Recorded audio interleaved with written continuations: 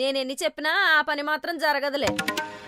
చెవిటోడి చెవిలో శంఖం వదిన వినపడొచ్చేమో గాని మా ఆయన ముందు మాత్రం ఈ మ్యాటర్ ఎత్తితే టీవీలో మోగ వార్తలు చూసినట్టు చూస్తారు. రెస్పాన్స్ మాత్రం ఉండదు.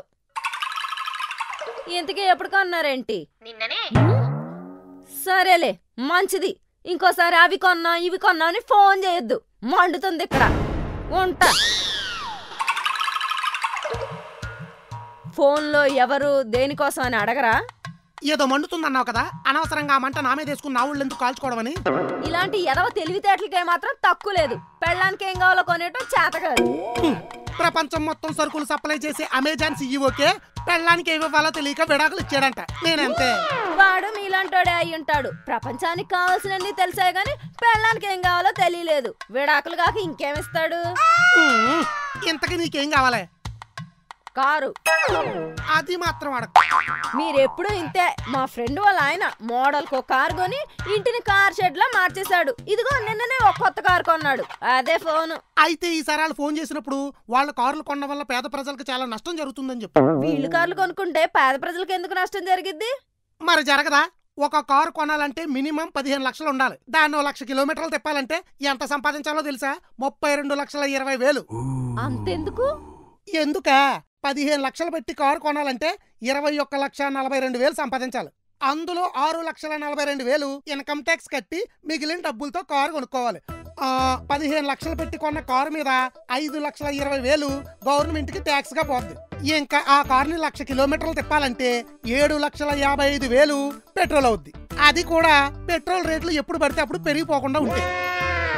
7,55,000 కావాలంటే 10,78,000 సంపాదించి అందులో 3,20,000 ఇన్కమ్ ట్యాక్స్ కట్టాలి.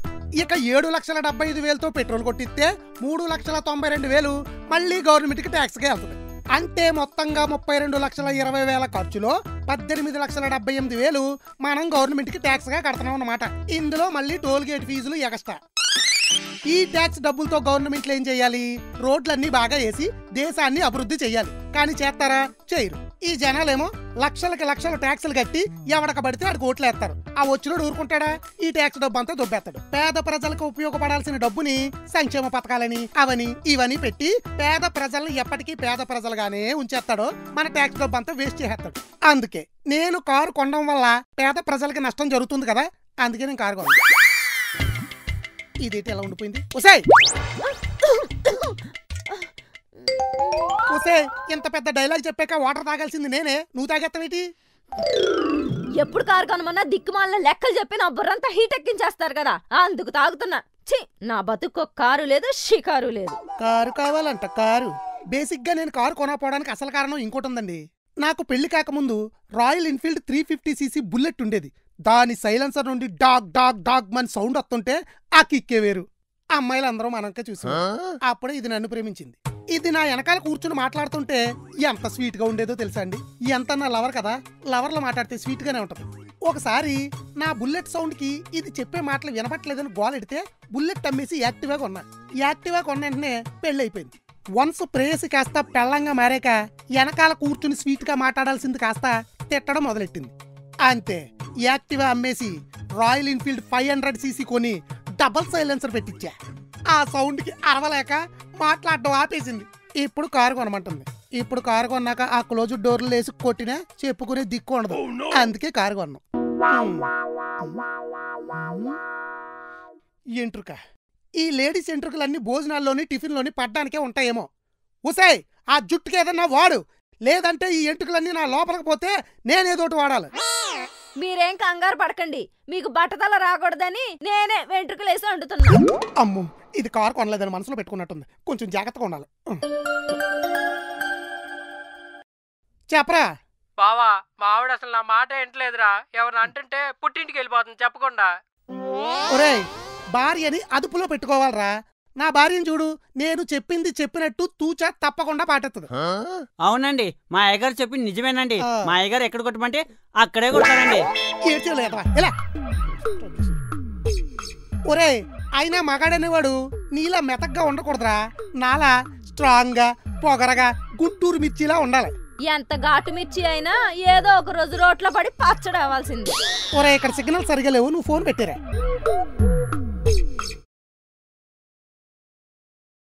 అమ్మా ఏమే కాఫీ నాకు లేదా? కారు కొనటం చేత కదా కానీ కాఫీ కావాలా? అయినా మీరు నన్ను ప్రేమించేటప్పుడు ఎలా చూసుకునేవారో పెళ్ళయ్యాక అలా చూసుకోవట్లేదు. పెళ్ళయ్యాక మీరు నన్ను ప్రేమించడమే మానేశారు. పెళ్ళైన వాళ్ళని ప్రేమించడం మా ఇంత వంటలేదు.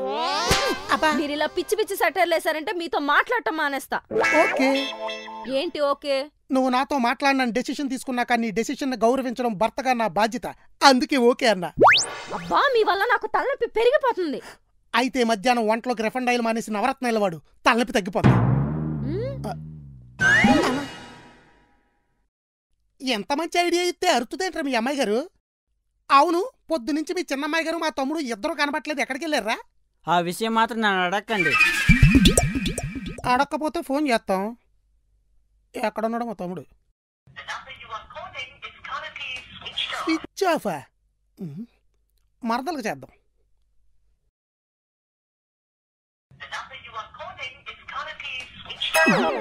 ఇది స్విచ్ ఆఫే. ఎక్కడికి వెళ్ళిపోయారా ఫోన్ స్విచ్ ఆఫ్ చేసుకుని?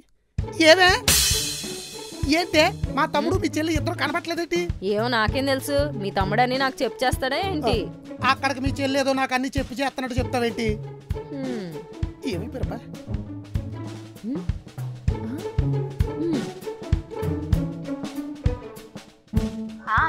మీ బావ మీరెక్కడున్నారని అడుగుతున్నాడే.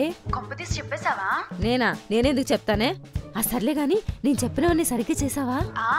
నా ఫోన్ నెంబరు మార్చేసా, మా ఆయన ఫోన్ నెంబరు మార్చేసా. పోనీలే, ఇప్పటికైనా మీ ఆయనకి మంచి జాబ్ వచ్చింది. ఇక్కడే ఉంటే మీ ఆయన కూడా మా ఆయనలా తయారవుతున్నాడు. అవునక్క, ఇక్కడికి వచ్చినప్పటి నుంచి మా ఆయన నేనేం చెప్తే అది టక్కుని చేసేస్తున్నాడు. మా ఆయన ఉన్నాడు, బాగా ముదిరిపోయాడు. సరేలే, ఎట్టి పరిస్థితుల్లోనూ మీ ఆయనకి జాబ్ వచ్చిందని, అందుకే మీరు ఇక్కడి నుంచి వెళ్ళిపోయారని మా ఆయనకి అస్సలు తెలియకూడదు. సరే ఉంటా. ఏమిప్రబ్బా? అయ్యగారు అబ్బో, ఒకసారి కట్టేసుకోండి. కట్ట ఇప్పుడు చెప్పు. చిన్నప్పుడు అమ్మాయి గారు చీళ్లు జంతికలు ఇచ్చి అన్ని పనులు చేపించుకునేవారు. ఇప్పుడైతే మీరు డబ్బులు ఇచ్చి అన్ని చెప్పించేసుకుంటున్నారు. ఇప్పుడు ఆ కట్ట ఎందుకేసావరా? ఎందుకంటే చిన్న అమ్మాయి గారు వాళ్ళ ఆయన గారు ఎక్కడున్నారు నాకు తెలుసు కాబట్టి, ఆ విషయం మీతో చెప్పాలంటే మీరు నాకు డబ్బులు ఇవ్వాలి కాబట్టి. అమ్మని ఎంటరైన 2 ఎపిసోడ్కి ఎంత ముదిరిపోయావురా? ఓ యా. అబ్బా ఒక్కసారి ఆ కట్ట వేసుకో. ఏ కట్టు? ఆ కట్ట. ఇదేదో అపాయింట్మెంట్ లెటర్లా ఉందేటి, లోపలికి వెళ్ళి చూద్దాం. ఏంటి మా ఆయన అలా పరిగెడుతున్నాడు?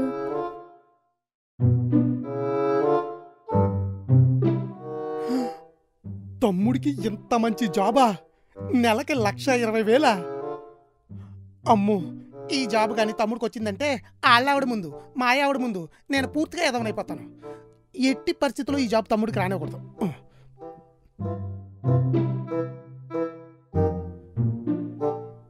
సేఫ్.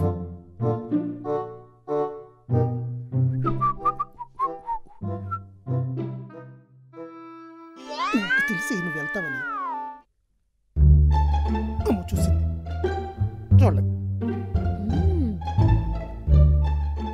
మీరు దాచేస్తే ఏం చేయాలో నాకు తెలీదా? నీకు తెలుసన్న సంగతి నాకు తెలీదా? అంటే అంటే ఏంట్రా ఆవదం? అసలు ఆ కవర్ మాయావుడు చూడాలని అక్కడ పెట్టా. నీకు ఇంకో ట్విస్ట్ ఏమన్నా?